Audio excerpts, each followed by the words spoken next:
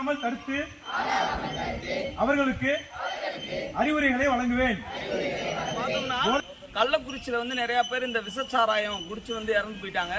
இன்னைக்கு சர்வதேச போதை விழிப்புணர்வு தினம். அதை மாணவர்களுக்கு அவேர்னஸ் ஏற்படுத்தணும் அப்படின்னு சொல்லி எல்லாரும் இது பண்ணிக்கிட்டு இருக்காங்க. ஆனா நம்ம அஸ் அ கெமிஸ்ட்ரி டீச்சர், நாங்க கெமிஸ்ட்ரி இப்ப பார்த்தோம்னா ஒழுக்கமில்லாத கல்வி அளிப்பவர்கள் திறமை மிக்க சாத்தான்களை உருவாக்கி கொண்டிருக்கிறார்கள் அப்படி சொல்லுவாங்க.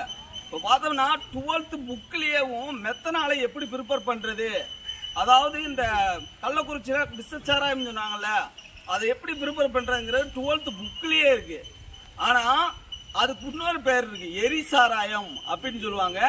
இன்னொன்று அப்சல்யூட் ஆல்கஹால், அதாவது 100% ஆல்கஹாலாத்தே இருக்கும். நம்ம குடிக்கக்கூடிய அந்த எடிபிள் ஆல்கஹால், இந்த கடையில் விற்கிறதெல்லாம் சாதாரணமான ஆல்கஹாலு. ஆனால் அந்த எரிசாராயம் பேரே பாருங்க, எரிசாராயம் இருக்கு. அதை நம்ம இந்த பெட்ரோல் டீசலுக்கு பதிலாக எதிர்காலத்தில் ஃபியூயலாக யூஸ் பண்ணலாம் அப்படிங்கிற ஐடியாவில் இருக்காங்க. அதை போய் நம்ம குடிச்சோன்னா நம்ம வகுறு என்ன ஆகும், நம்மளோட அந்த இன்டர்னல் ஆர்கன்ஸ் உள்ளுறுப்புகள்லாம் எந்த அளவுக்கு எரியும் அப்படிங்கிறத ஒரு அவேர்னஸாக இருக்கணும். பிள்ளைகள் இந்த அவேர்னஸை நல்லா புரிஞ்சுக்கணும், பேரண்ட்டுக்கு எடுத்து சொல்லணும்.